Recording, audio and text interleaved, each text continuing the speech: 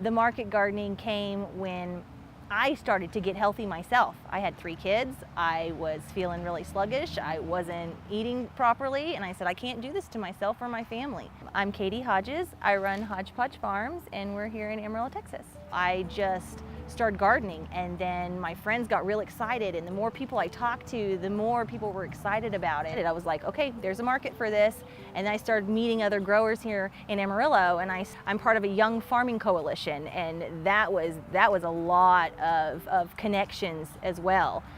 Just with some of the other people who had been doing it for a little bit more time than I have. Oh, I love the Canyon Farmers Market.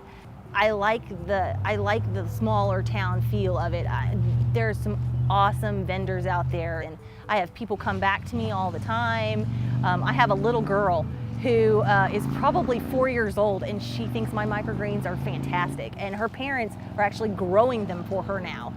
I've always been around gardening my whole life. My grandfather, still to this day, he's in his 90s, he has a garden in Austin.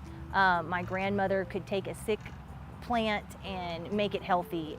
I think about her a lot while I'm out here. When I was younger, I'd work for her. I'd come over and I'd pull weeds for her, and we spent a lot of time talking out in the garden, and she liked flowers.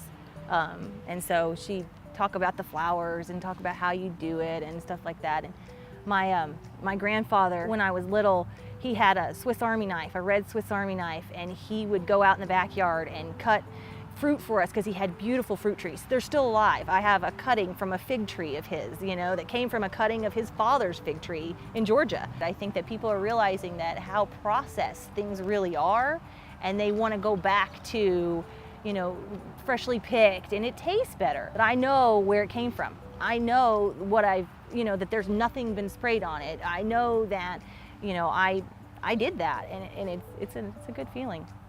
I tell people this is my church. I come here and I relax, and when I'm frustrated, I can come out here and work and pull weeds, and it works. It is definitely my happy and safe and spiritual place. And the fact is that we have in this area of Amarillo, of the 26 counties of the Panhandle, we have a lot of people that really love and have passion for food and what they're doing. And we're really starting to see a lot of that happen. It really has only started happening in the past couple of years, and that's super exciting. So then you start to get this buzz of excitement from other people and other organizations and other establishments.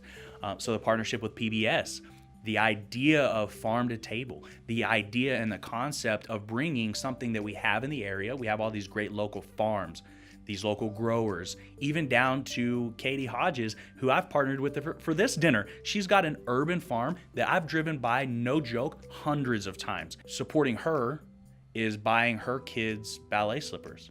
Supporting her is buying and allowing her kids to go to church camp. I could very easily call my distributor, a nationwide large distributor, call them and say, hey, I need a case of okra, and I would have it in my door in a couple of hours. That's not a problem to me. It's about that craft and that love and that passion and what we do with that. So we're supporting the local community, and we're supporting the local families.